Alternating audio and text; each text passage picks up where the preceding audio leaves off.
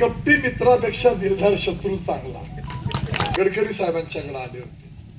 त्यांच्या मागणीवर पुन्हा हा रस्ता आपल्याला नागजपर्यंतचा झाला.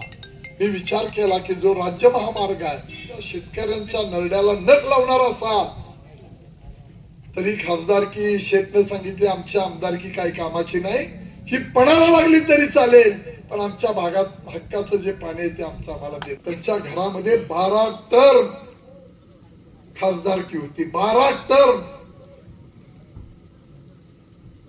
काय पैसे आणले? फक्त खासदार फंड आहे ना तेवढा. उद्याच्या 7 तारखेला मतदानाचा दिवस आहे आणि आपल्याला शेठनी सांगितलं की 19ची निवडणूक एकमेकाच्या विरोधात जरी लढलो तरी शेठ लहानपणी आपण एक सुविचार फळ्यावर कधीतरी वाचत होतो मराठी शाळेत, कपटी मित्रापेक्षा दिलदार शत्रू चांगला. त्यावेळी लढलो, पण ज्या वेळेला पार्टीच्या नेत्यांनी आम्हाला दोघांना सांगितलं की पार्टी महत्वाची आहे, पार्टीला देश महत्वाचा आहे आणि देशानंतर समाज महत्वाचा आहे, समाज म्हणजे देश, या भूमिका सांगितल्या आणि आम्ही या सगळ्या गोष्टी मनातली किलमिश बाजूला ठेवून एक जीवानं एक दिलानं या जिल्ह्यामध्ये काम करायला लागलो. काय होत होतं मित्रांनो, काही माणसं गोपी शेठना हत्यार बनवून वापरायची, काही माणसं मला वापरायची आणि या सगळ्या प्रक्रियेमध्ये जिल्ह्यामध्ये अतिशय विकासाच्या दृष्टीने घोडदौड पाहिजे, ती एकमेकाच्या दृष्टिकोनातून एवढ्या मनोमिलन झालं नसल्यामुळं करता येत नाही. आम्ही एकत्र येण्याचा निर्णय घेतला. या सगळ्या प्रक्रियेमध्ये मगाशी त्यांनी बोलताना सांगितलं की आपले नेते देवेंद्र भाऊ त्यांनी सांगितलं की संजय काका तू नशीबवान आहेस. खरं आहे, तुम्हा सगळ्यांचे आशीर्वाद आहेत परमेश्वर. आणि म्हणून या सांगली जिल्ह्यासारख्या जिल्ह्यामध्ये आपल्याला तिसऱ्यांदा उमेदवारी मिळाली आणि आपल्याला पुन्हा हॅट्रिक करण्याची संधी तुमच्या सगळ्यांच्या आशीर्वादानं आणि या सगळ्या लोकांच्या सहकार्यानं आशीर्वादानं मला मिळते. आता कामं काय केली आमदार साहेबांनी आपल्याला सांगितलं, शेट्टी सांगितलं की आपण सेंट्रल मधनं केंद्र सरकारमधनं आपण 1205 कोटी रुपये या योजनेसाठी गडकरी साहेबांनी दिले. मला आठवतंय एक रस्ता शेठ गडकरी साहेबांच्याकडे आले होते. त्यांच्या मागणीवर पुन्हा हा रस्ता आपल्याला नागजपर्यंतचा झाला. मी विचार केला की जो राज्य महामार्ग आहे तिथनं जाणारा रस्ता पहिला असला पाहिजे आणि मग हा रस्ता धरला, त्याला अजून पैसे यायचे आहेत पण येतील, पण जो राज्य महामार्ग आहे तो आपल्याला पहिल्यांदा केला पाहिजे. आमच्या दोघांमध्ये त्यावेळी तसा आबोला होता. पण जी चांगली गोष्ट आहे, जी न्यायाची आहे, जी हक्काची आहे ती आपण ऐकली पाहिजे. आणि म्हणून मित्रांनो मी एवढंच सांगतो की ते 1205 कोटी आले, ही टिंबू पूर्णत्वाला गेली. या सगळ्या प्रक्रियेमध्ये आज ओढ्याला पाणी फिरतंय, शेत तिकडे जत मध्ये बऱ्यापैकी जाणं कंटिन्यू ठेवलेला आहे. या सगळ्या प्रक्रियेमध्ये आज तिथं आम्हाला टँकरनं पाणी प्यायला लागतं. मागच्या वर्षी पाऊस कमी होता, कोयना धरणामध्ये पाण्याचा साठा कमी आला. या सगळ्या प्रक्रिया पाहिल्या, थोड्या सातारवाल्यांनी काही अडचण निर्माण करण्याचा प्रयत्न केला आणि या सगळ्या प्रकरणामध्ये आम्ही आवाज उठवला आणि सांगितलं आमच्या हक्काचं पाणी ते आम्हाला दिला पाहिजे. आमच्या शेतकऱ्यांच्या नरड्याला नख लावणारा असा, तरी खासदारकी शेठने सांगितले आमची आमदारकी काही कामाची नाही, ही पणाला लागली तरी चालेल, पण आमच्या भागात हक्काचं जे पाणी आहे ते आमचं आम्हाला देता आलं पाहिजे.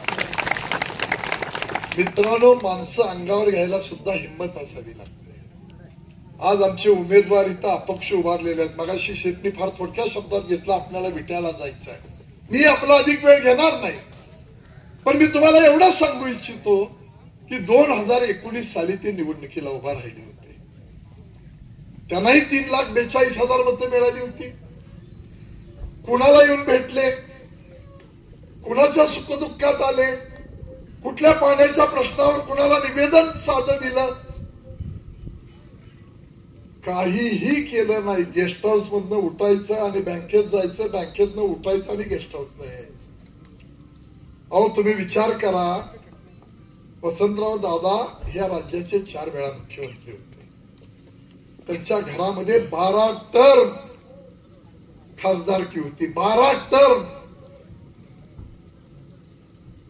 काय पैसे आणले? फक्त खासदार फंड आहे ना तेवढा खर्च केला. रेल्वेचं दुपदरीकरण मागणी होती. जी रेल्वे आज पुण्याला 5-5.5 तास लागतात ती उद्या 3 तासामध्ये पोहोचणार आहे. वंदे भारत सारखी गाडी आपल्याला जून मध्ये मिळती. रेल्वेचं दुपदरीकरण केलं, इलेक्ट्रिफिकेशन केलं. 5-5.5 हजार कोटी रुपयांचा प्रोजेक्ट, 25-30 वर्षांची मागणी. आपल्याला सुरेश प्रभू त्यावेळी मंत्री होते, त्यांनी त्या ठिकाणी आपल्याला ती मागणी पूर्ण केली आणि ही सगळी गोष्ट आपल्याला आज पूर्णत्वाला गेलेली पाहतोय. नॅशनल हायवे किती झाले? 4 नॅशनल हायवे आपल्या जिल्ह्यातनं गेले. सांगली पेठ नाका हा रस्ता प्रचंड मोठं डबऱ्याचं, तिथं रस्त्यामध्ये डबऱ्यामधनं रस्ता होता असं म्हणलं तर वागू होणार नाही. तो रस्ता आपण 700-800 कोटी रुपये करून नॅशनल हायवेच्या या नॉर्म्स प्रमाणे तो रस्ता आज आपण 30-40% पूर्ण करत आणला. त्याच्या पैशाची टेंडर तरतूद सगळी करून तो रस्ता आता पूर्णत्वाला जाईल. 6 महिन्याच्या आत तो रस्ता पूर्णत्वाला जाईल. शिरोली तो आपला अंकली हा नॅशनल हायवे आपल्याला सगळा करून घेतोय. तो 650 कोटीचा आहे. तोही काम आता टेंडर निघालेला आहे. मगाशी शेठने सांगितलं 7-7.25 हजार कोटीची सुधारित प्रशासकीय मान्यता देऊन ही जी विस्तारित टिंबू आहे ना ती सुद्धा टेंडर त्याचे भरले गेलेले आहेत. फक्त आचारसंहितेच्या अडचणीमुळे उघडता येत नाही. 1 महिन्यानंतर आचारसंहिता संपेल 4 जून नंतर. त्यावेळेला मात्र त्याच्या महिन्याभराच्या कालखंडामध्ये त्याही कामांना सुरुवात होईल. मित्रांनो, त्यामध्ये मान आहे, खटाव आहे, आपली गाव आहेत, आटपाडीतली, खानापुरातली गाव आहेत, सांगोल्यातली गाव आहेत. असं सर्व समावेशक या दृष्टिकोनातून ही विस्तारित टिंबू आज आपल्या पुढे पुन्हा महिन्याभरात कामकाजाला सुरुवात होईल. हे कुणी दिलं? केंद्र सरकार, राज्य सरकार. मगाशी त्यांनी एका गोष्टीचा उल्लेख केला. वास्तविक अशा माणसांनी मत सुद्धा मागता कामा नये. 10 संस्था आहेत, 10च्या 10 संस्था विशाल पाटलांनी आणि त्यांच्या सगळ्या घरच्यांनी बंद पाडलेल्या पाहतोय. वसंतदादा कारखाना,